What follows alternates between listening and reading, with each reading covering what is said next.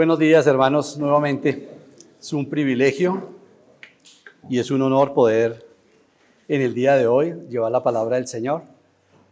Les invito en consecuencia a que vayamos a el libro de los Hechos. A propósito, en la cartilla, en la sección donde aparece mi taller, está el bosquejo de la enseñanza. Si alguno quiere estarlo mirando y estar anotando, usarlo para estar anotando, pues también sería práctico si lo hace. Ahí en la cartilla está primero el bosquejo y posteriormente aparece el taller que, si el Señor permite, haremos. Les invito entonces a que vayamos a Hechos 4, el segundo tomo del Evangelio, el segundo tomo del cristianismo, dicen los que saben, porque el primer tomo seguramente es Lucas. Y el segundo tomo del cristianismo sería Hechos. Maravilloso la manera como narra Lucas. Les invito a que vayamos a 4 y voy a estar leyendo desde el versículo 32. Dice la palabra: y la multitud de los que habían creído eran de un corazón y un alma, y ninguno decía ser suyo propio nada de lo que poseía, sino que tenían todas las cosas en común. Y con gran poder los apóstoles daban testimonio de la resurrección del Señor Jesús, y abundante gracia era sobre todos ellos. Así que no había entre ellos ningún necesitado, porque todo lo que poseían, heredades o casas, las vendían, y traían el precio de lo vendido, y lo ponían a los pies de los apóstoles, y se repartía a cada uno según su necesidad. Nuestro querido Padre Celestial, que estás en los cielos, santificado sea tu nombre. Gracias, Señor, porque nos has hecho partícipes y colaboradores de ese maravilloso y precioso reino que tú vas a establecer en esta tierra, Dios. Gracias por usarnos, porque de manera íntegra y de manera concreta es imprescindible que nosotros permitamos primero que tu reino se establezca en nuestros corazones, antes de buscar que otras personas también conviertan su hogar, su propio corazón y sus propias vidas en pedacitos de cielo acá en la tierra, Dios. Padre, te damos gracias por este tema que estamos analizando a la luz de tu palabra. Te damos gracias, Señor, por cada uno de los que nos encontramos acá. Háblanos de manera general a todos los que nos hallamos representando unos rebaños, iglesias locales donde tú nos has puesto como servidores. Háblanos de manera congregacional a todos los que estamos acá y también de manera individual. Te ruego, Señor, que tu Santo Espíritu se cierna sobre este sitio, toma el control de nuestros corazones y aplica, Señor, la enseñanza como solamente tú, Espíritu Santo, puedes hacerlo en el corazón de cada ser humano. Gracias por convencernos, no con fuerza, sino con la persuasión de tu Espíritu, Padre Celestial. Bajo la plenitud de tu Espíritu Santo y en el nombre del Señor Jesucristo te damos las gracias. Amén y amén. Hermanos, esta maravillosa unidad que vemos acá en el libro de Lucas es una unidad preciosa que nos muestra ese crescendo en que va el cristianismo. La gran mayoría debemos ser sensibles a entender que debemos ser muy, muy cuidadosos con sacar doctrina del libro de Hechos, dado que Hechos es un libro histórico. En ese orden de ideas uno puede observar y darse cuenta cómo este principio que tenían estos hermanos acá, Dios no nos lo pide hoy en día. Es más bien una forma como el Espíritu Santo nos va dando la prueba de cómo, ahí como aparecen en sus hojas, de cómo ese comunismo, entre comillas, ese comunismo cristiano se fue paulatinamente apoderando de la iglesia y de esa forma mostrando la presencia del Espíritu Santo entre los hermanos. Y esto es una maravillosa realidad de lo que va a suceder en la edad del reino, cuando todas las naciones, por supuesto, tengan al Espíritu Santo y un amor desinteresado los unos a los otros. Entonces es importante, y yo quiero que lo aclaremos, porque hay iglesias que infortunadamente utilizan textos de esta naturaleza, obviamente yo no sé si para manipular con intención o por lo menos por ignorancia, pero lo cierto es que lo dicen y no miran el contexto histórico ni le hacen la realidad exegética al pasaje, la extracción exegética al pasaje, porque así ha sucedido con muchas sectas. Entonces mucha gente empieza a vender todo lo que tiene, le aplican este versículo y se lo empiezan a entregar a los ¿A qué se me hizo aquí? Bueno, todavía ahí estamos pendientes. Entonces, lo aplican a las personas para sonsacarlas, para picar en el bolsillo, y realmente me parece que era importante comenzar esto y decirlo de una manera concreta y puntual. Este no es un modelo para la iglesia, para la ofrenda de la iglesia. En este contexto histórico, aún Pedro no sabía que el evangelio, por ejemplo, iba a ser para el mundo entero. Necesitamos llegar hasta el capítulo 10 de Hechos para que Pedro logre entender esa realidad. En el capítulo 2, Pedro todavía ha ido a orar al templo, todavía tienen los vestigios del judaísmo. Ya más adelante se necesita que Pedro llegue al capítulo 11 para ahí sí decir, no, puedo orar en una azotea, en una terraza. Ese crescendo, digamos, es importante entonces entenderlo y de esa manera como ir reorientando y reformando esa idea equivocada que tienen algunas iglesias. Y sobre todo para nosotros que apacentamos y que personas llegan de sistemas con estas tendencias y dicen, no, nosotros nos enseñaron que había que incluso, tuvimos concretamente una situación con una persona que mató al pastor de esa congregación, porque le tocó hipotecar la casa para poderle pagar los diezmos atrasados que tenía con el pastor de esa congregación. Algo dramático, y una manipulación tenaz. Entonces, queridos hermanos, es importante que entendamos que aun cuando los cristianos de hoy debemos tener ese espíritu de amor, debemos tener esa actitud y esa deferencia, pues no se espera que nosotros ni nadie venda sus bienes y que todos nos volvamos una comunidad separada. Craso error en el que cayó el catolicismo medieval, que levantó unos muros, levantó unos conventos y se aisló de la sociedad. El cristianismo es una sociedad dentro de la sociedad. La iglesia romana se volvió una sociedad por fuera de la sociedad, porque supuestamente la sociedad los contaminaba. Y no se nos pide que nosotros hagamos esto, porque ese es el contexto para la nación de Israel. Quiero decir, como dicen en sus notas, que la forma como las Sagradas Escrituras revelan la ofrenda esencialmente está en 2 Corintios 8:9. No vamos a hacer un estudio profundo sobre el tema, solamente vamos a analizar unas notas. Y en este primer punto, que llamaremos ofrendar es una gracia, ahí en 2 Corintios 8:7, voy a leer en Reina Valera. Nosotros ya estamos usando una versión internacional, pero veo que la gran mayoría emplea Reina Valera y bueno, hagámosle honor a este trabajo maravilloso de Casiodoro de Reina, aunque ya no es de Casiodoro de Reina, ya está tan revisada que ya las palabras, usted lee la de Casiodoro de Reina que están sacando facsímiles por ahí, eso es incomprensible, es ininteligible, creo que CLC está vendiendo unas.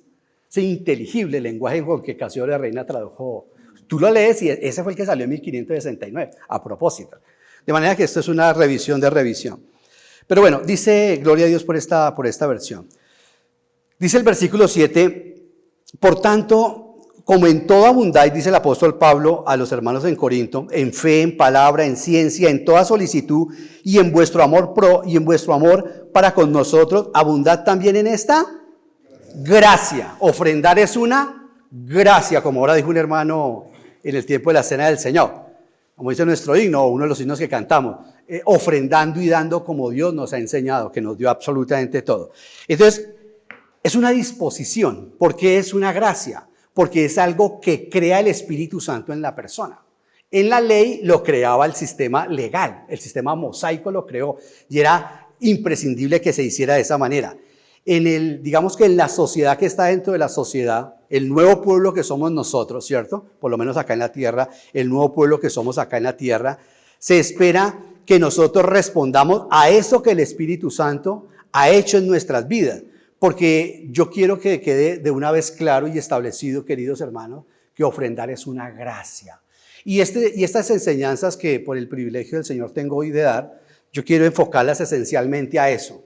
A que entendamos que parte del desafío que quiero con estas enseñanzas es que ustedes lo filtren y que vean si lo pueden enseñar así en las iglesias, porque hay iglesias que no lo enseñan. Dice, no tengo las bases para comunicarlo a la congregación. Y definitivamente yo me tengo que ir a Malaquías o me tengo que ir a no sé dónde. No es porque no se pueda partir de Malaquías enseñar la ofrenda, pero por supuesto que se puede partir desde cualquier parte se puede, porque como decía ayer César, el tema del dinero es un tema transversal que va desde Génesis hasta Apocalipsis. Lo veremos ahorita en el taller, si el Señor nos da licencia. Es un privilegio dar, porque ¿qué es preferible? ¿Orar por sanidad o estar sano?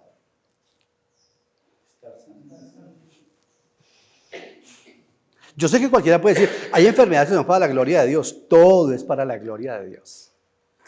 Todo. 1 Corintios 10, todo es para la gloria de Dios. Pero, ¿qué es preferible? ¿Que me den en la iglesia el mercadito? ¿O tener yo la bendición de poder dárselo a otra persona? Bueno, en ese sentido es una gracia por la disposición que Dios ha puesto en nosotros. Entonces, poder estar sanos, poder dar de lo que nosotros tenemos es una gracia. Y ese es el basamento, digámoslo, de lo que nosotros queremos o de lo que yo deseo que empecemos a entender con relación al tema de la ofrenda. Porque el tema es ese, la conciencia de la iglesia con la ofrenda.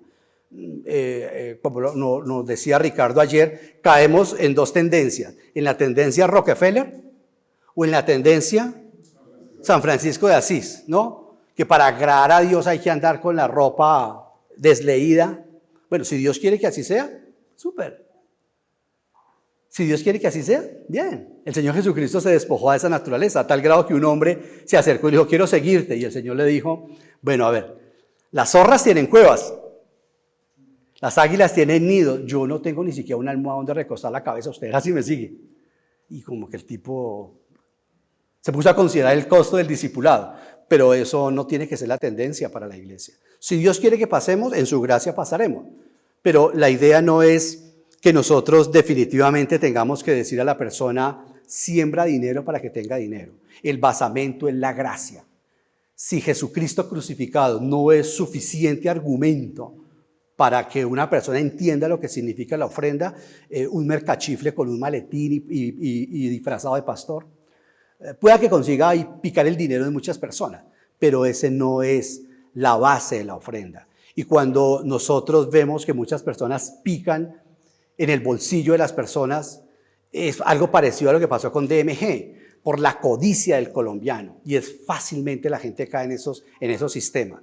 Cuando la persona ve que nunca funcionó, que hizo lo que le dijo su mentor a través de unas promesas que Dios no ha hecho, pues obviamente la persona entra en una crisis de fe impresionante y después empiezan a llegar a iglesias como Musú, en donde va a ser muy difícil que la persona entienda lo que significa la alegría de ofrendar, la alegría de dar. Como vamos a ver, es mucho más sagrado, si se quiere, y mucho más precioso el tema de la ofrenda.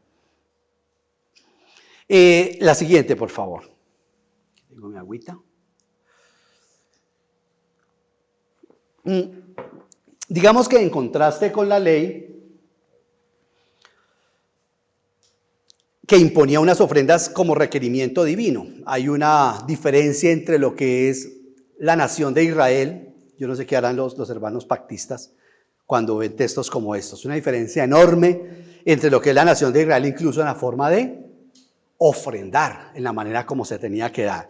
Solamente lo voy a nombrar, no me voy a detener a hablar sobre eso, porque ese no es el caso, pero de todas formas también quería, para que tengamos como pastores, como mentores, como ancianos, como líderes, como servidores de nuestras Grey, tener una idea clara, por lo menos basada en las Sagradas Escrituras. Yo coloqué solamente 3 diezmos. En realidad, si usted se pone a analizar el Antiguo Testamento, hay 5, porque hay 3 de los que estoy nombrando acá, pero hay 2 más misceláneos. El primer diezmo, como aparece ahí si no aparece alguno, me ayudas, Alvarito, por favor. El primer diezmo se llamaba gubernamental o teocrático. Solamente para que anotemos las citas, y si usted quiere hacer algo más profundo en su casa o ahora más tarde, súper. Y está en Levítico 27:30. Y como su nombre lo indica, era para sustentar el sistema teocrático. Este diezmo que aparece en Levítico 27:30 era para sustentar el sistema teocrático. El segundo diezmo era comunitario o festivo. Y este diezmo está en Deuteronomio 12:10 al 11 y también 17-18 versículos, capítulo 10, versículos, capítulo 12, versículos 10-11 y versículos 17-18. Y era para el sostenimiento de la nación. Ese era un sistema tributario, porque era una nación, por eso Abraham tenía que ser rico. Pero es que el padre Abraham era rico. Sí, pero porque de él iba a salir una gran nación. Y se necesitaba, ese era uno de los pilares fundamentales para establecer esta nación. Aunque por supuesto ahí hay principios espirituales, como lo veremos en el estudio, pero definitivamente hay que entender en primera instancia la exégesis del pasaje. El tercer diezmo era el diezmo compasivo, y era para los levitas que no estaban en el sacerdocio. Acordémonos que no todos los levitas podían estar en el sacerdocio, pero todos los levitas sí tenían que ser sirvientes de los sacerdotes. Entonces, este tercer diezmo, solamente estoy haciendo unas pequeñas alusiones, era, repito, para los levitas que no estaban en el sacerdocio y para los sacerdotes jubilados. Recordemos que a los sacerdotes el Señor le dijo, yo seré su porción. A Leví le dijo, yo seré la porción de ustedes. O sea, ellos no tenían tierra, pero llegaban a viejos. Y las personas se jubilaban, los sacerdotes se jubilaban ¿a qué edad? A los 55 años. Y algunos a los 50 años. Qué sistema tan íntegro, ¿no? Es que la ley es hermosa, tan hermosa que hay unos hermanos que creen que tenemos que cumplirla. Hay algunas personas que creen que hemos sido salvados para cumplir la ley. Pero bueno, es que la ley muestra el carácter del Señor. Definitivamente la ley es buena porque muestra el carácter del Señor, y la ley lo que nos muestra es cuán lejos estamos del Señor. Entonces digamos que estos 3 diezmos estaban establecidos de esa manera. Repito, habían otros 2 diezmos, pero todos eran obligatorios, eran ofrendas, así se llama. Y la palabra en el hebreo dice así, la estuve consultando y en efecto eso traduce, es ofrenda, pero eso es ofrenda obligatoria. Y estos 3 daban, si hacemos la equivalencia a nuestro sistema de valores financieros hoy en día, vendría a ser algo así como el 24%, 23 punto algo. Aquí los contadores saben más que yo sobre el tema, pero era algo así que rayaba casi al 24%. Eran 5 diezmos los que tenían ellos que hacer, y de manera concreta estos 3 son los más relevantes en las Sagradas Escrituras. Este diezmo está en Deuteronomio 26, 12. Y estas dádivas, repito, no eran voluntarias, eran obligatorias. La ofrenda cristiana, en contraste, es voluntaria. Así como cuando Pablo le dijo a los Gálatas, que ya son ricos, que ya son millonarios, que ya no estamos bajo la ley, que la ley era un ayo para que ustedes aprendieran a comportarse hasta que llegara la mayoría de edad, pero que usted está bajo la gracia. ¿Sí? Algo parecido a lo que sucedió con hombres como Simón Bolívar. Toda la vida su mentor Simón Rodríguez nunca le dijo que él era rico, que era inmensamente rico, sino hasta cuando Bolívar ya tuvo una edad, le dijo, qué cosas, ¿no? Qué pobreza la que estamos. Y ahí Simón Rodríguez le dijo, no, usted definitivamente es un hombre muy rico. Digamos que haciendo un paralelo así lo que Pablo nos dice en Gálatas con relación a nosotros los cristianos, porque Israel no ha sido comprado por sangre. La iglesia fue comprada por sangre. Israel salió de los lomos de Abraham. La iglesia salió del costado abierto de Cristo. Hay enormes cosas muy marcadas y que tenemos también que decirlas. Entonces, en ese orden de ideas, queridos hermanos, la ofrenda cristiana es un acto voluntario y una prueba de sinceridad y de amor. De sinceridad y de amor. Ahí lo dice 8:24. Vamos a estar en 2 Corintios 8:24. Dice el apóstol, mostrad pues, me gustaría leer la Nueva Versión Internacional, pero voy a leerla en Reina Valera. Dice, mostrad pues para con ellos ante las iglesias la prueba de vuestro amor y de nuestro gloriarnos respecto de vosotros.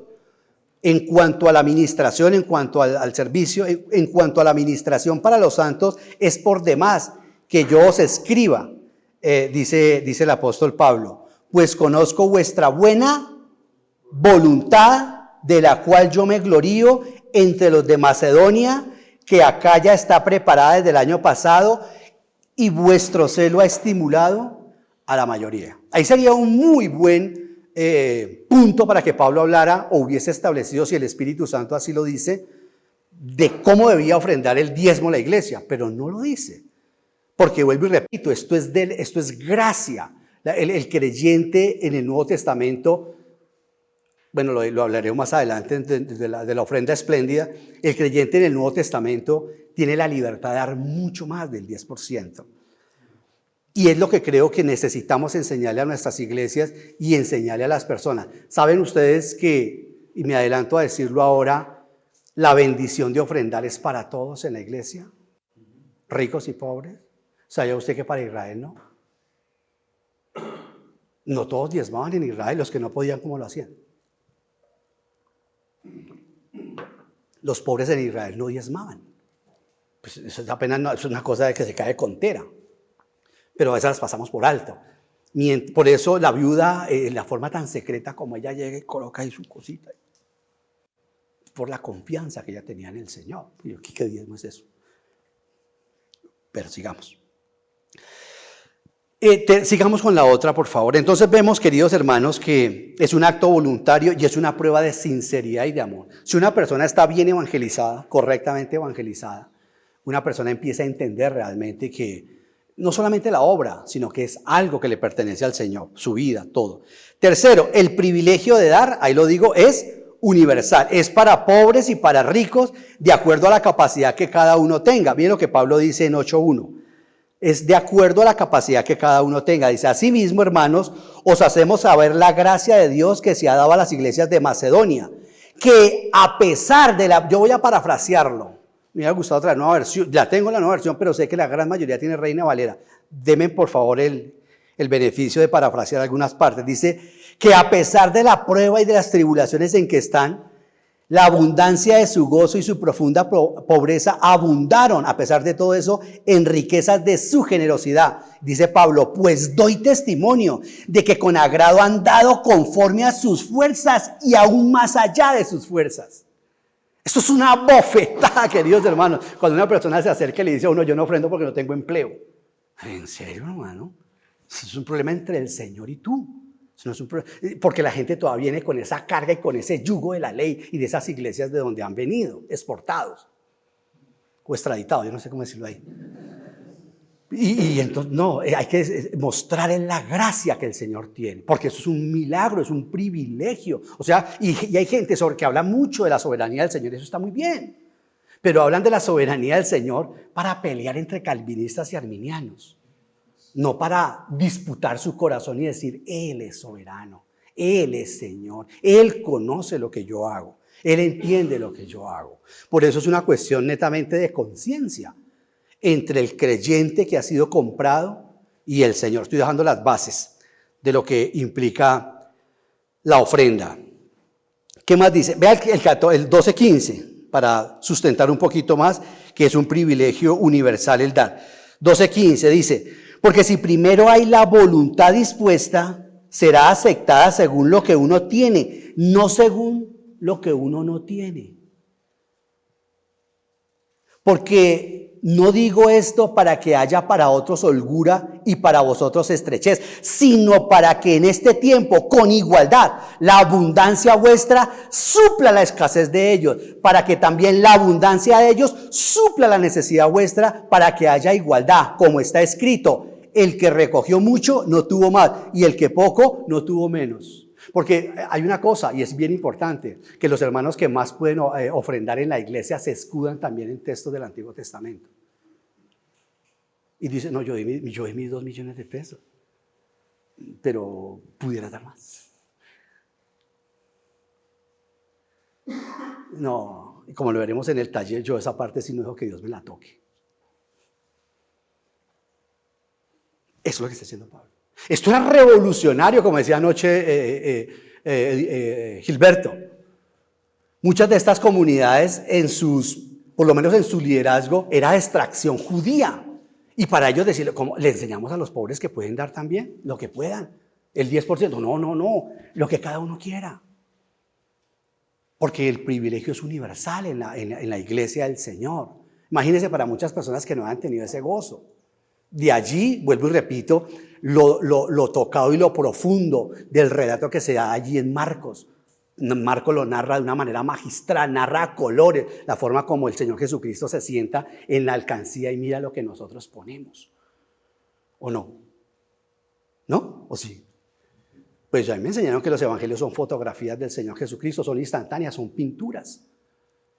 No es un relato de la vida sesuda y sistemática del Señor, sino son esos modelos, esas ¡pah!, que el Espíritu Santo dejó en la mente de los escritores. ¡Tá!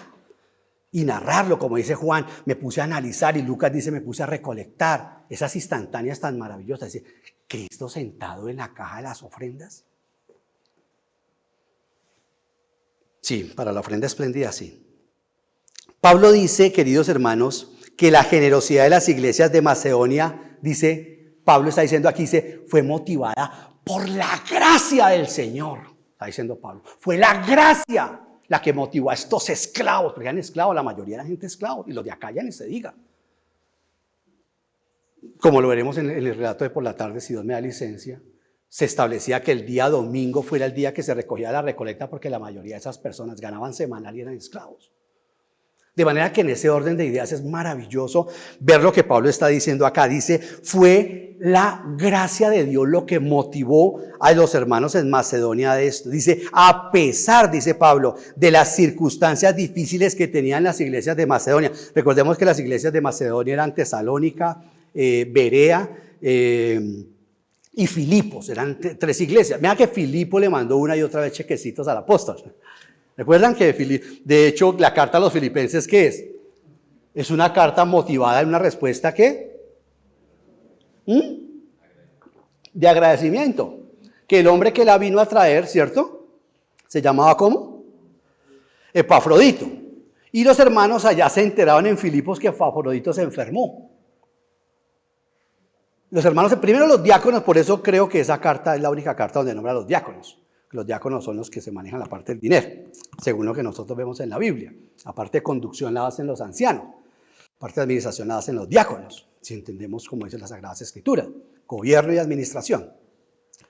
Entonces, por eso creo que esa es la carta donde Pablo nombra a los diáconos, porque ellos fueron los que motivados se enteraron que el apóstol estaba preso, mandaban a Epafrodito y le dijeron, llévele este chequecito al hermano ahí en Pagayá, ¿cómo es que llama ese? Por Nequi, por Efecti, lléveselo allá que sabemos. Por eso Pablo dice, una y otra vez me mandaste.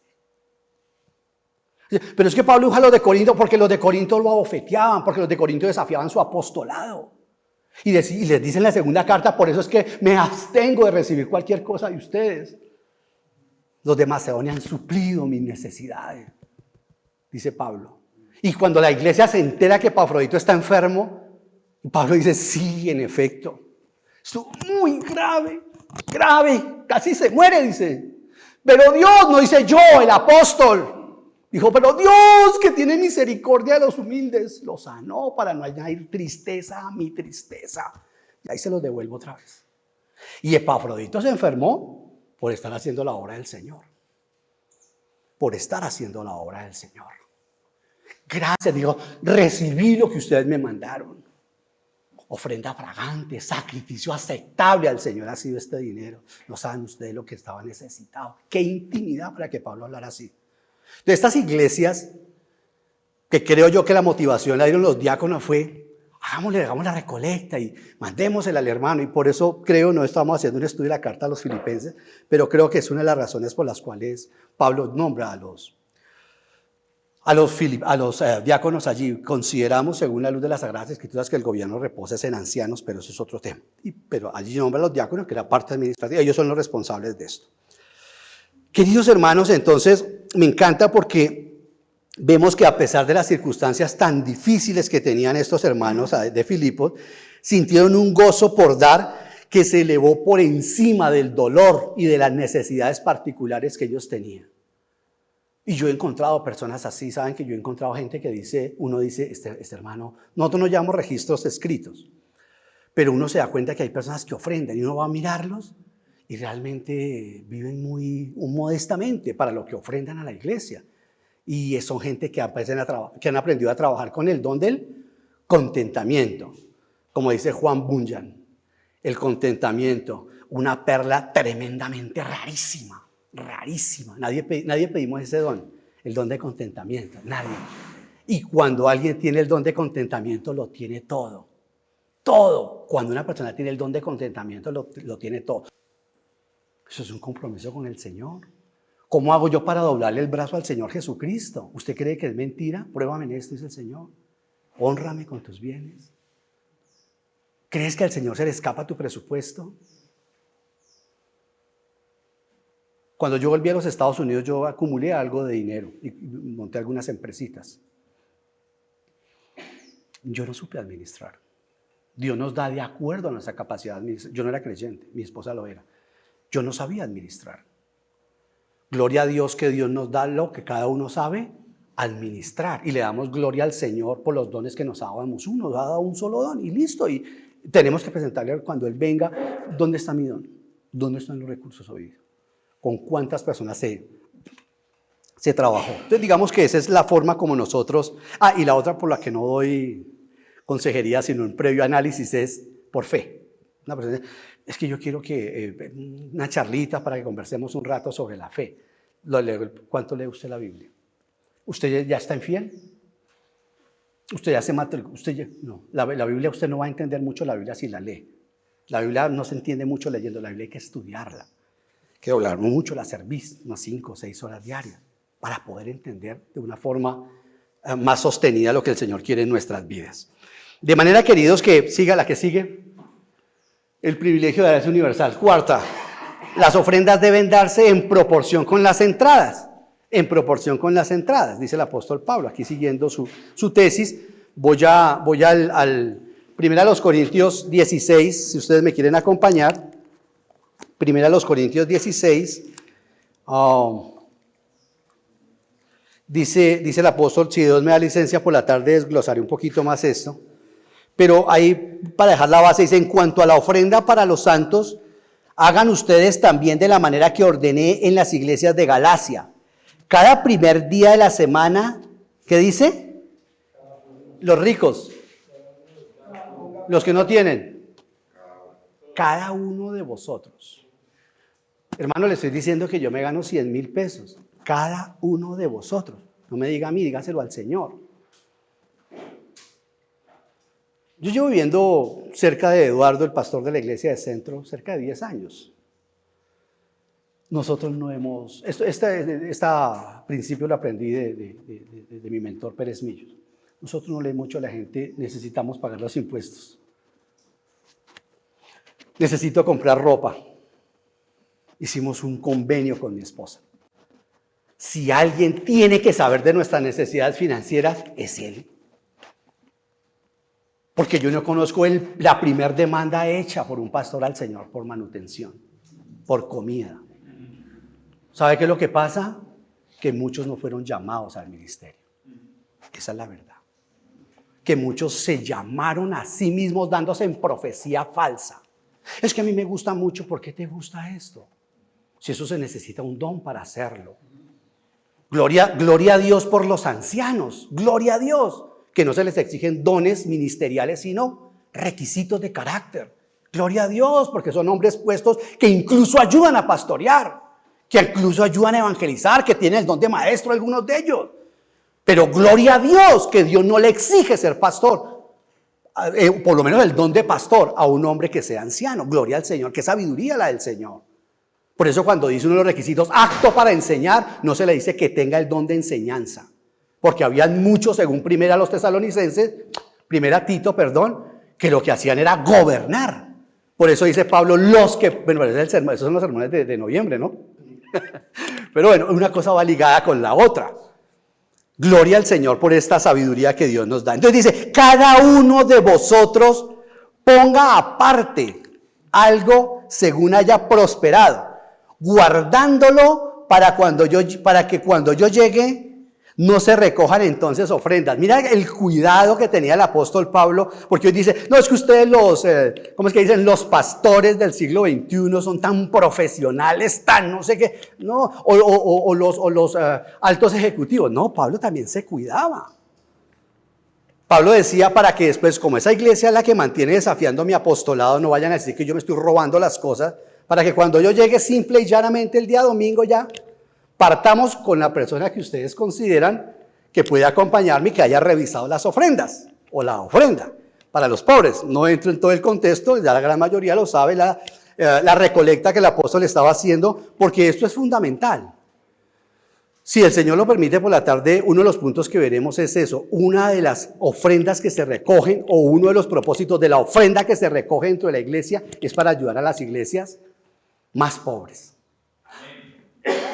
Bueno, gloria a Dios.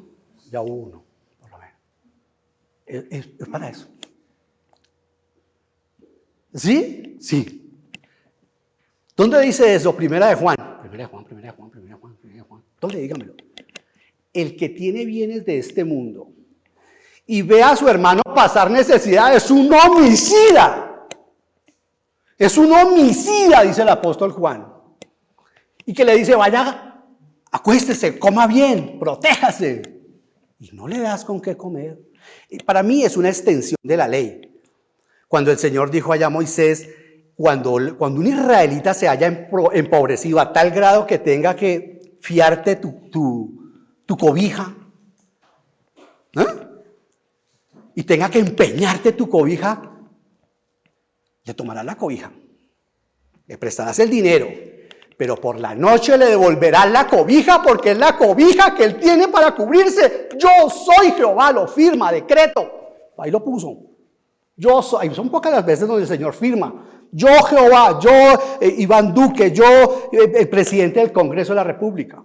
Decreto, cada vez que aparece la palabra yo Jehová quiere decir que ha decretado. Fírmese, aplíquese y publíquese desde ya.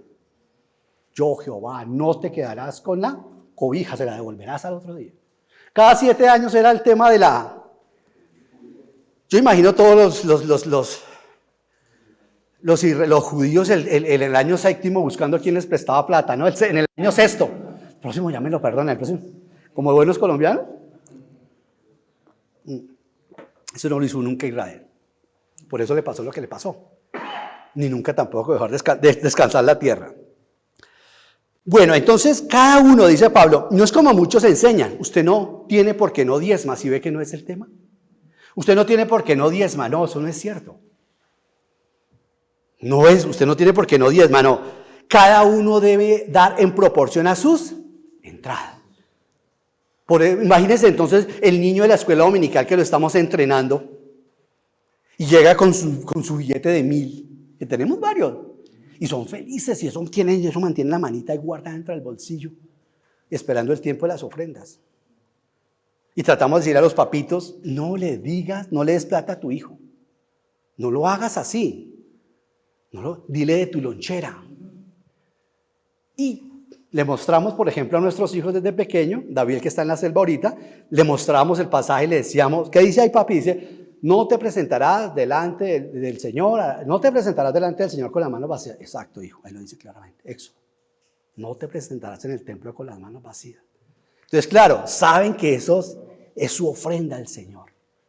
Llegar no solamente bien arregladitos con la ropa, sino también y con mi trabajo, lo que yo durante esta semana ahorré de mi lonchera, porque el privilegio es para todos. En el Antiguo Testamento, queridos hermanos, ya saben ustedes, la base era el diezmo, pero en el Nuevo no. El que sigue, por favor. Entonces, las recompensas del acto cristiano de ofrendar son... La recompensa no es siembre plata para que coseche plata. Eso no es bíblico. Eso no es bíblico. Tampoco venga y pacte para que Dios los sane o los llene de prosperidad. Porque la prosperidad no solamente y no exclusivamente y no necesariamente tiene que ser de dinero. La prosperidad puede ser en salud. Hay gente que nos dura la ropa años. Y nos dice, ¿hoy estrenando? ¿O ves Rosita? Eso es bíblico y nosotros lo hemos visto, hermano. ¿No? Y así le pasa a los israelitas, les pasaba lo mismo, no se les acababan las sandalias. La gente que tiene mucha plata y mantiene en el médico. Nosotros que no tenemos mucho dinero y estamos muy sanos, gloria al Señor. Bueno, también hay excepciones, ¿no? En todas hay que mirarlas.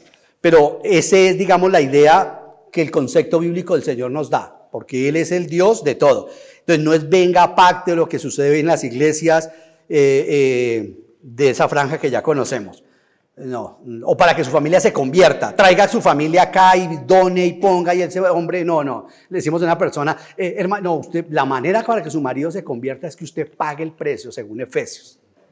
¿Cuál es la forma como hablamos ahorita que estamos montando el ministerio de los jóvenes, adolescentes?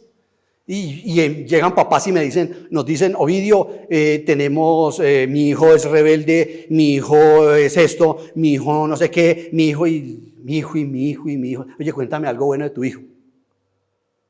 No, les voy mucho, pero es que me has hablado. Hemos hablado 3 minutos y me has hablado 5 de lo malo de tu hijo.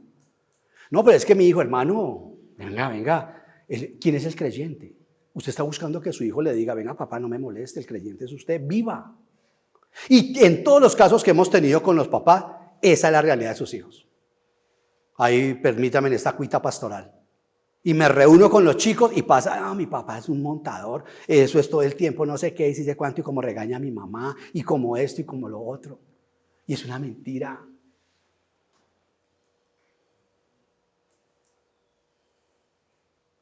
Le digo, hermano, el creyente es usted. Y si usted no pesca en la pecera a su hijo, no crea que vamos a venir a hacerlo acá, hermano. Pues quiere que ir a jugar fútbol el día domingo por la mañana. ¿Por qué? Porque es la final. Vaya, haga el culto con su hijo allá en la cancha de fútbol, hermano. Usted y él. Muéstrele otra cosa diferente al Señor Jesús. No que se vuelva el caos, pero usted me entiende, ¿verdad? ¿Cuál es el punto de esto? Y estamos perdiendo los jóvenes. Y estamos quedando solamente los viejos. Y los viejos no servimos sino para inspirar a los jóvenes y luego para hacer leña, para que ellos se les encienda el corazón y puedan seguir adelante. Por eso el Estado Islámico ha tenido tanto éxito. Y casi todos son jóvenes, porque le dan 2 elementos que nosotros debemos darle a nuestros jóvenes. 2 elementos el Estado Islámico les da a sus jóvenes y hasta de otros países. Una razón para vivir y un motivo para morir. ¿Acaso el cristianismo no es eso también? Nos cantábamos ahorita, la única razón de mi adoración. Cuando al chico se le enseña que la única razón es el Señor Jesús, él se entrega. Créame, hermano, que ustedes dirán, es tan piadoso el hermano Ovidio. No, pero a nosotros nos sorprendió cuando me dijo, no, yo me voy para la selva. Y no digo que nosotros lo estamos haciendo bien. No, tampoco quiero decir que es que nosotros lo estamos haciendo súper, no. Pero Dios se ha acordado de lo que hemos hecho. Y estamos luchando con nuestros otros hijos. Pero lo que yo quiero decir es, tanto en la ofrenda como en cualquier área de nuestras vidas, es la integridad lo que el Señor celebra. Entonces, hermanos, repito, el dar bíblico es un acto cristiano ¿de qué? De ofrendar. El dar bíblico es un acto cristiano de ofrendar. ¿Cuáles son las recompensas entonces en el acto cristiano de ofrendar? Gozo, ahí está 8.2, segunda a los Corintios 8.2, es gozo. Dice el apóstol Pablo, que en grande prueba de tribulación la abundancia de su gozo y su profunda pobreza abundaban en riqueza. Uno de los motivos, de las recompensas es sentir gozo al dar. Eso se siente una alegría enorme al dar. Y es hermoso cuando un hermano de pronto en consejería le dice a uno, hermano, me he vuelto avariento. Y eso, yo comencé bien. Y el Señor me tenía con 2 salarios mínimos, pero en la medida en que fui ascendiendo en la empresa, la historia que contaba ayer el hermano, se me hace duro, hermano. ¿Puedo saber el monto que has hablado con el Señor o crees que no es necesario? No, sí, hermano, yo he propuesto dar en mi corazón darle el 10%, lo mínimo de lo mínimo. Pero eso está bien. Pero me he vuelto tacaño, hermano. No los estás dando. No, sí los estoy dando, pero siento que deposito es el corazón, hermano. Me parece que estoy dando mucho. Entonces, ahí es donde viene la consejería. El gozo y la alegría, como lo veremos esta tarde también, si Dios me da licencia. Estoy prometiendo muchas cosas para esta tarde y el tiempo después no alcanza, me coge Gilberto y me saca.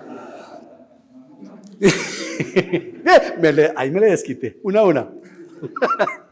Mira que es hincha de Millonarios también. Bueno, sigamos. Gozo. Segundo recompensa del acto cristiano de ofrendar. Mayor capacidad para dar, eso lo damos en consejería a la persona. Cuando Dios te está probando de esa manera, lo que está haciendo es que te está dando una mayor capacidad en proporción para que ofrendes porque te estás volviendo confiable. Eres confiable, Lucas. Y si en las riquezas injustas no son mal habidas. Por eso hay que mirar otras versiones. Se refiere al dinero necesariamente, no que el dinero haya sido mal habido, sino que es injusto porque la gente le pone la esperanza a eso.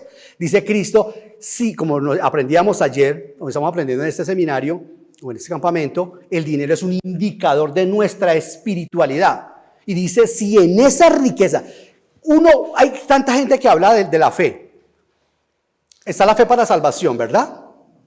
Pero también está la fe como ¿qué? Como don. Y Dios no le daba a todo el mundo ese don. Que no, es que la salvación es por fe. Sí, amén. Y la salvación es por gracia. Amén. La salvación pertenece a Dios. Amén. Por medio de la fe, por medio de la fe. Pero si a mí no me ha dado Dios esa fe, no, Dios no le da esa fe, esa es otra fe. La fe para don está en 1 Corintios 12. La fe salvadora es la de Efesios 2:8. Pero viene la fe, la que está hablando acá. ¿Qué es la fe como? Como fruto.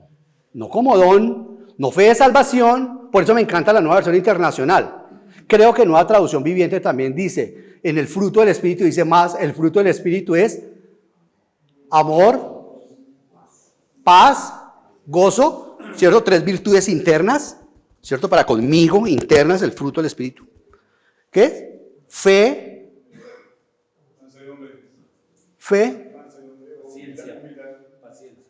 3 virtudes para con Dios y 3 virtudes para con mis hermanos. El sabor del Espíritu Santo son 9 virtudes, ¿verdad? 3 internas, 3 verticales y 3 horizontales. Cuando un creyente está en pecado, lo primero que hace es que se le apaga es el gozo, la paz, la alegría, el amor. Esa proporción que el Señor dice allí, fe. ¿Sabe cómo dice? Traduce una mejor traducción, dice, aunque es pistis, el sustantivo también es pistis en el griego, perdóneme, no voy a decir nada más del griego. Pero es necesario decirlo, porque ahí dice, pero es que ahí dice, el sustantivo es fe, sí, en el griego, pero es que se determina de acuerdo al contexto. Se determina de acuerdo al contexto. Y ahí lo que dice es que fidelidad, extraordinaria traducción, porque dice que el fruto, no me puedo mover de acá, porque el fruto del Espíritu es fidelidad. Es hermosa esa traducción porque quiere decir que yo desarrollo, que yo me estoy volviendo fiel para el Señor y que el Señor se está volviendo fiel para mí. No porque Él sea infiel, sino porque yo estoy aprendiendo a confiar en Él. ¿De acuerdo? Su fidelidad llega hasta los cielos. Sino que yo digo, sí, el Señor no me va a dejar colgado de la brocha. No me va a dejar colgado. No se apareció plata consignada en el banco y estoy debajo de los pies de mi Señor Jesús. Desde que nosotros llegamos a Cristo así ha pasado. Yo sé que con ustedes también. Y sé que habría un testimonio en cada uno de nosotros. De la manera como el Señor sobreabundantemente nos ha traído a nosotros ofrendas para pagar el arriendo, de todo. De todo. Ha sido maravilloso.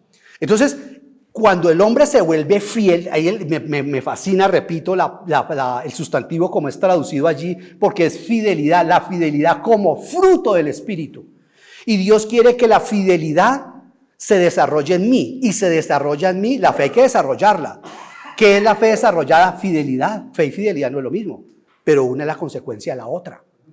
Claro que sí, yo puedo tener fe, pero yo quiero que seas fiel. ¿Para qué? Para que cuando se mueva el barco, porque se va a mover, espérese en mí, confíese en mí. Ustedes me pedirían, le dijo a los apóstoles, me pedirían y yo les aumentaría la fe a ustedes. Esa es la fe que se puede aumentar. La de salvación no, porque es salvación. Lo que es predicar el evangelio para que la persona entienda. Es la fe de confianza. Y le dirían a este monte, ¿la fe cómo? Y eso es lo que nosotros decimos a las personas. Dios te está probando. El dinero es una de las pruebas más duras para el carácter del cristiano. Es durísimo, porque nos volvemos ávaros. Ya no decimos, vamos a ahorrar para las vacaciones, sino que nos vamos. Cambiamos el carro sin decir nada. Y hasta cambiamos a veces de mujer. Ya la que sirve no, porque ya alcanzó. Me acuerdo que a mí me pasó, no con mi mujer, en la parte de la ofrenda de la iglesia donde nosotros veníamos. Fui a ofrendar y me pasó eso. Fuimos a un cajero y saqué, y yo sabía que el cajero no iba a dar todo lo que yo pedía hacer. Bueno, hace 20 años, ¿no? Yo sabía que el cajero no iba a dar toda la ofrenda que tenía que dar. Y entonces mi esposa se dio cuenta y me dijo, necesitamos otro cajero. Le dije, ¿para qué? Y me dijo, no, pero ¿vas a dar tanto? Y mírame a los ojos. Yo le dije, me dijo, mírame a los ojos. Yo digo, oye, ¿será que nadie tiene a la mujer como la que tengo yo? Mírame a los ojos, Ovidio, mírame a los ojos. Señora, me dijo, cuidado con eso. Cuidado con eso. Tenemos 2 hijos. No desafíes al Señor. Te estás volviendo fiel para con Él. Sea fiel con Él. ¿Te parece que está dando? Y así pasó. Creció. Empecé a crecer en mi trabajo. Hasta llegar a ser pastor. Perdóname, es bueno. No, pero es muy bueno. Gloria a Dios. ¿Quedes creciendo? No.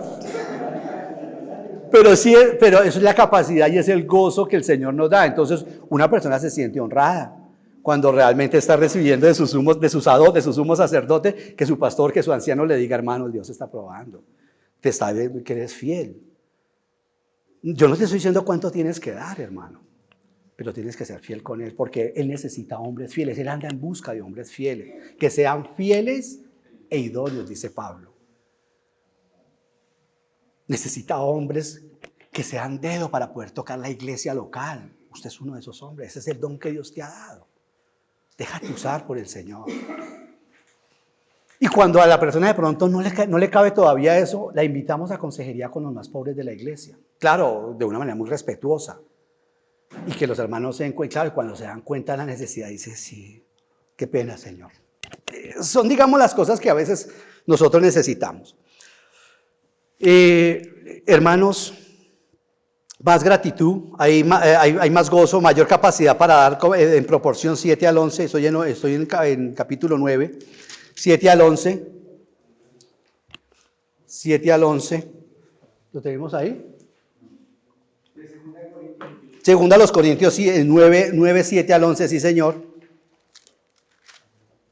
Dice el apóstol, dice mayor capacidad para, son 2 textos, hay muchos más, pero 2 textos que podríamos usar para estarle hablando a nuestros hermanos en la iglesia y consolarlos en consejería. Dice, hay mayor proporción para dar en este caso. Dice, cada uno dé como propuso en su corazón, no con tristeza, ni por necesidad, porque Dios ama al dador alegre. Y el Señor, ¿cómo sabe mi corazón? Porque en Isaías dice que leyó el corazón del querubín. Y si lee el corazón de los querubines, no va a leer el suyo que es de polvo y tierra. Porque hay hermanos que son así. ¿Cómo va a saber el Señor mis pensamientos? Es que en Isaías dice, tú que decías en tu corazón. Eso no lo dijo Satanás con la boca.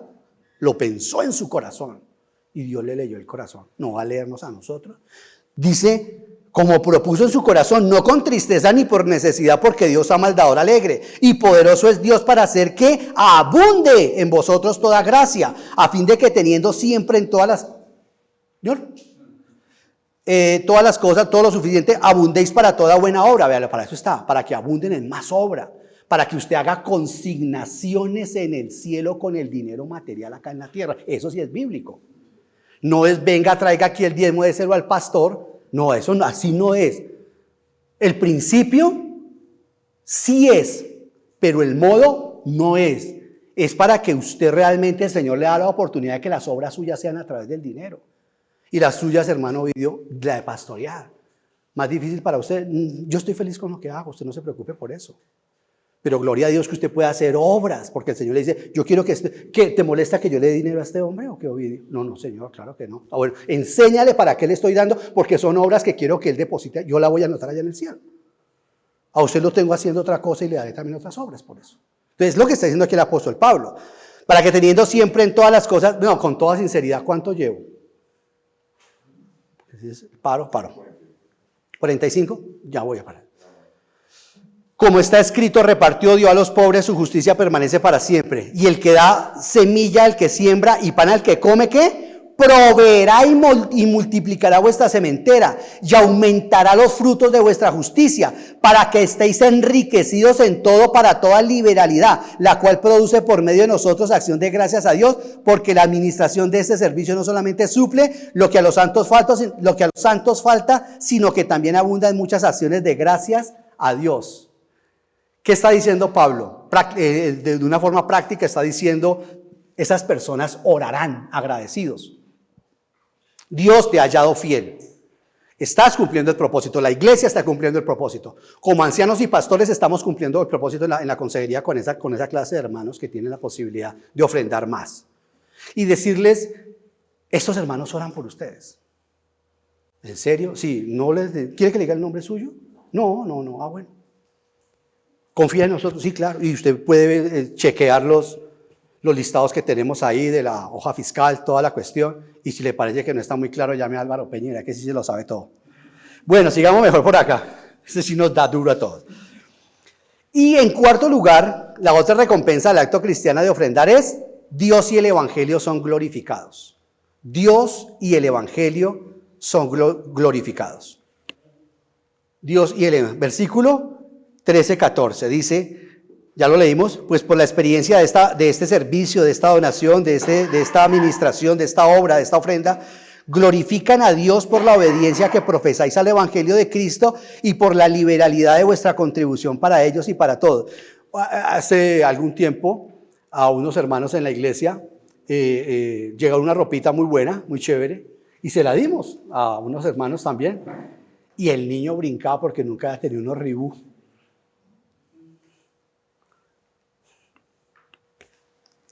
Él tiene que, por su profesión, cambia cada 3 meses de camisas. Y sus camisas pues son...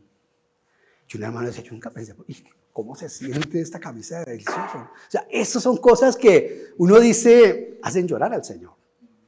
¿Creen que el Señor llora? Bueno, ya va a comenzar teología propia, ¿no?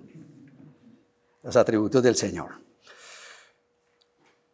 Esta ofrenda es como expresión de espiritualidad, queridos hermanos. Antes de entrar al taller quiero hacer solamente esta expresión práctica. Porque yo quiero ser muy puntual y hacer como una especie de sinopsis rápidamente de lo que he enseñado hasta ahora. Gracias por escuchar. Hemos hablado de la relación de diezmos, de ofrendas y de la contribución espléndida. ¿Qué es la contribución espléndida? Bueno, existen niveles en la vida cristiana y como discípulo yo debo dar el nivel de discípulo. El primer nivel de contribución, creo que es la que sigue. El primer nivel de contribución en el Antiguo Testamento era el diezmo, Mateo 23. No, eso es Nuevo Testamento. No, acuérdense que el Antiguo Testamento llega en su esencia hasta Hechos 2. El primer nivel de la contribución en el Antiguo, y ahí es el Señor Jesucristo hablando con los escribas y fariseos. Era necesario diezmar el eneldo, el comino y todo esto, pero era también necesario no olvidar la compasión y el amor. Bueno, ahí está. Sigamos, el segundo nivel de participación es la ofrenda, de la que estaba hablando. Esa es la que tenemos que conocer como iglesia normal, todo, desde el púlpito nosotros la enseñamos. Y luego viene el tercer nivel, el tercer y más alto nivel de participación es la contribución generosa.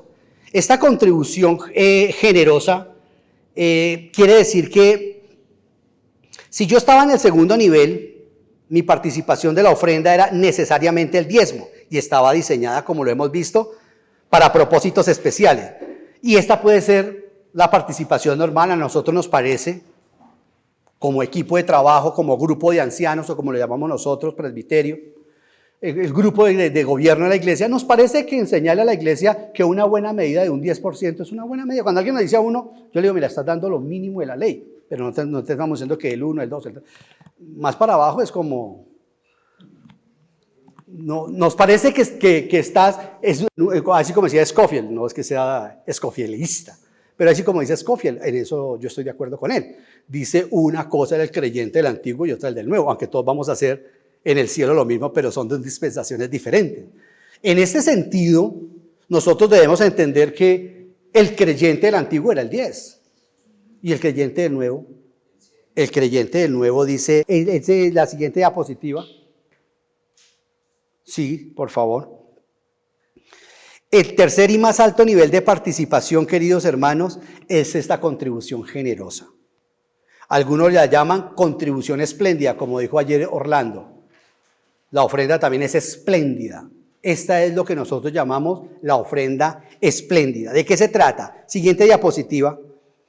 Es el tipo de ofrenda, es el tipo de ofrenda a la que el Señor Jesús hizo que sus discípulos prestasen atención cuando observaron a la viuda dar 2 blancas, la cual era todo su sustento, dice las Sagradas Escrituras.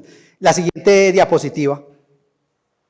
Entonces, lo más importante para Jesús, en este contexto que nos está mostrando, no es el monto de la ofrenda, sino el compromiso y el sacrificio que ella representa, que la ofrenda representa. El Señor Jesucristo juzga nuestras ofrendas no por lo que damos, según ese contexto, no por lo que damos, sino por lo que nos ha quedado después de hacerlo. Es eso. Como dice Colgate Palmolive, yo vivo con el 10%, el 90% se lo dejé a él.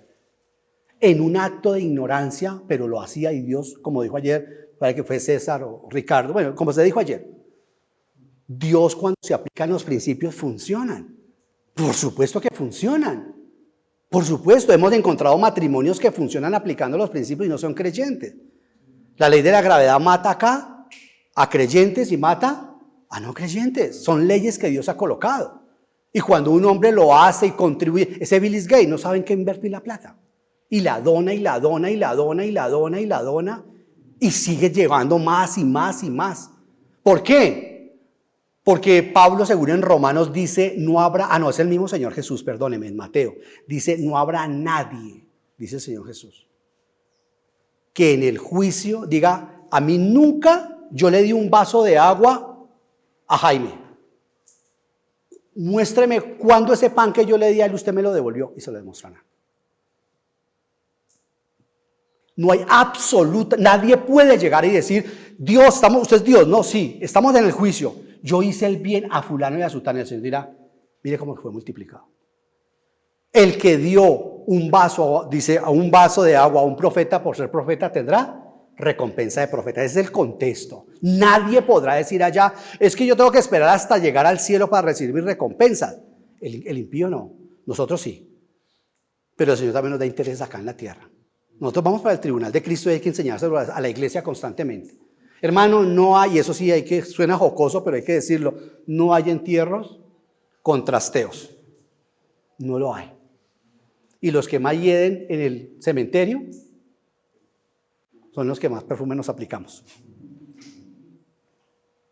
Allá ya no sirve, no hay nada. La parábola del hombre rico, o como la llamo yo, o el infarto no avisa. El tipo tenía mucha plata. Y el Señor le dijo por la noche, un infarto y hasta luego. Se acaba todo. Y no es porque acumuló dinero que lo mató el Señor, no, era porque estaba sellado para ese día la vida de ese hombre. Y lo que acumulaste. Ese sería un contexto más claro para entenderlo. Esta ofrenda espléndida, la que sigue, hermano querido. El principio del nuevo huésped. Este tipo de ofrenda del nuevo huésped, ¿del nuevo qué? Ayúdeme que ya se me enredó la boca. ¿El nuevo qué? Huésped, hermano. Este tipo de ofrenda reconoce un principio fundamental en nuestra relación con Dios, que es el principio del que está ahora en mí, inhabitándome a mí. Una vez que nos comprometemos totalmente con Dios, el nuevo huésped, que es el Señor Jesucristo, el nuevo huésped toma posesión y de allí en adelante dicta la política de mi vida. Dicta lo que yo debo hacer en mi vida para todas las cosas, aún en el modo en que vamos a gastar nuestro dinero, o en realidad su dinero. Porque ahora acabamos de leerlo, ¿no? ¿Todo es de qué? Pablo dice que fuimos comprados por precio. Todo es del Señor. Y como lo veremos en el taller, el dinero es un elemento de espiritualidad fundamental donde Dios nos prueba. Nosotros no utilizamos nuestro dinero a menos que primero le hayamos hecho a Él una solicitud. Si no, hay gente que no hace eso. Hay personas que no hacen eso. La ofrenda generosa está siempre ligada al servicio, al ministerio. Es la expresión, la ofrenda espléndida, es la expresión natural y sobreabundante del amor de Dios a través de nosotros hacia otros. Una persona dice, no, es que yo no ofrendo en esta iglesia porque yo doy un mercado y me lo llevo para Ciudad Bolívar. Súper, genial, hazlo así. Pero no digas que esa es la ofrenda que traes al Señor. Porque entonces, ¿para qué existe la iglesia local? Perdón. Si no hay salvos, en este momento, en esta dispensación, no hay salvos. No me busques salvos por fuera de la iglesia. No hay salvos por fuera de la iglesia. En la antigua dispensación, aparte de Israel, habían otros salvos. En esta, todo salvo está dentro de la iglesia. Es que el Señor no trata con personas de manera individual. La última persona de manera individual con que trató fue con Moisés. Y quienes lo cuestionaron al Señor, sus hermanos lo cuestionaron, le dijo, ¿y si lo quiero hacer? ¿Y si no quiero hablar por visiones con Él? ¿Y si quiero hablar cara a cara con Él? ¿Qué? Y lo pringó con lepra Miriam. De resto, el Señor siempre habló por visiones en el Antiguo Testamento y actualmente habla por medio de la iglesia. Dios no está tratando con personas de manera individual. Tú no puedes coger y discriminadamente a tu criterio. Voy a 100,000 pesos. Entonces le doy 10,000 a este. Genial, eso es limosna y está bien. Pero el Señor dijo, tiene que hacerlo a través de la iglesia local. De manera que esta ofrenda espléndida, queridos hermanos, es la sustancia que le recuerda a las personas de manera tangible que Dios está vivo y que nos cuida. Como discípulo, debo poner mi cuenta bancaria, así como mis talentos, en las manos de Dios. Una vez en sus manos, debo permitir que Él haga los giros que Él quiera. Es como si yo cogiera la tarjeta débito y se la entrego. Yo me hago a un lado. Luego me hago hacia atrás y observo mientras Él me devuelve con gran liberalidad y abundancia todo aquello que Él mismo ha tomado. Porque es que no es a criterio mío, es a criterio del Señor, como yo hago el ejercicio con el dinero que Él me ha dado. Pablo dice, ustedes glorificarán a Dios por vuestra liberalidad en contribución para con ellos, a causa de la sobreabundante gracia de Dios en vosotros.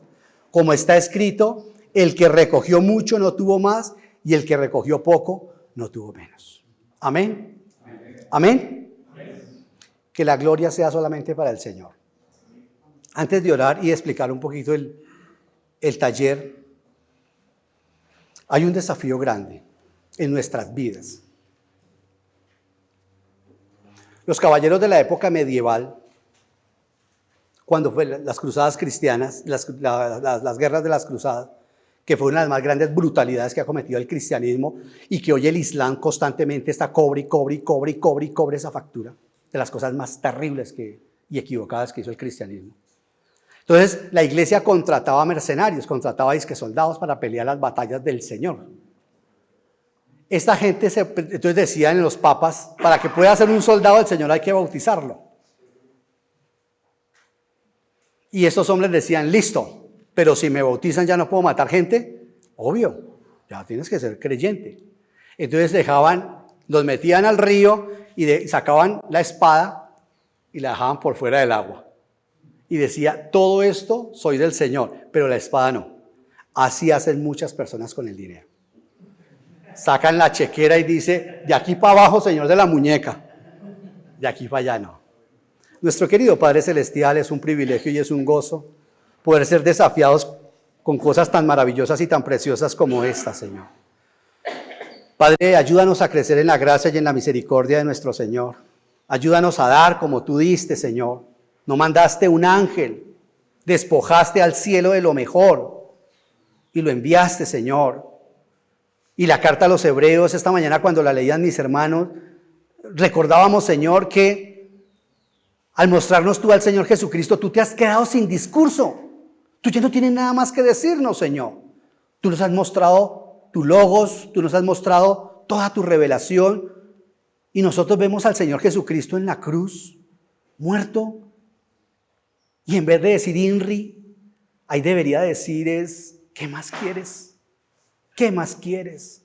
Señor, perdóname, Dios de los cielos, porque si yo realmente he entendido lo que significa utilizar mi vida o dejarme utilizar por ti para que otras personas puedan llegar a conocerte, yo no tengo excusa porque el Señor Jesús lo hizo de esa manera, Dios. Padre, ayúdanos con este seminario, con este campamento, a trabajar en el corazón de nuestros hermanos, porque tanto ellos como nosotros necesitamos seguir aprendiendo. Enséñanos, ayúdanos, Señor. Es imprescindible que nosotros desmagneticemos materialmente nuestro corazón, porque hay muchas iglesias que también están trabajando con el propósito, Señor Santísimo, de picar en la ignorancia, en la inocencia de los hermanos. Ayúdanos, Padre Celestial, a ser íntegros, a colocarnos de parte de la Biblia, así los cielos se hundan, Dios mío. Ayúdanos a entender que nuestro compromiso no es con tradiciones, sino con la santa palabra tuya, Dios. Gracias por esa ilustración que nos diste ayer. No queremos ser esa iglesia, bendito Dios, que todo lo que toca, como el rey Midas en la fábula, se volvía oro. Pero tampoco esa iglesia mendicante, Dios de los cielos, en donde tú te agradas, si insectos llenan nuestro pelo, o si no nos afeitamos, o si estamos pobres porque hemos tomado la decisión no de dárselo a otras personas, sino de afectar humildad, que es lo que tú dices que es lo que más odias, Señor. Porque el orgullo es algo evidente, pero la afectación de humildad es tratar de aparentar que somos menos de lo que realmente no somos, Señor. Líbranos, sí, de sobreestimarnos, pero también, Señor, ayúdanos a entender que tú odias la subestimación cuando no es cierta. Padre, más bien enséñanos la administración, la mayordomía tuya, Señor, la responsabilidad como gente adulta y madura que ya tenemos en Latinoamérica, para que levantemos iglesias maduras, serias, bendito Señor, que enseñemos el evangelio con claridad, Dios de los cielos, que los hermanos puedan ser pastoreados, instruidos en la verdadera ofrenda, en la manera, Señor, como tú bendices, Dios. Gracias por darnos la oportunidad, Señor, en este tiempo en Cristo Jesús. Amén.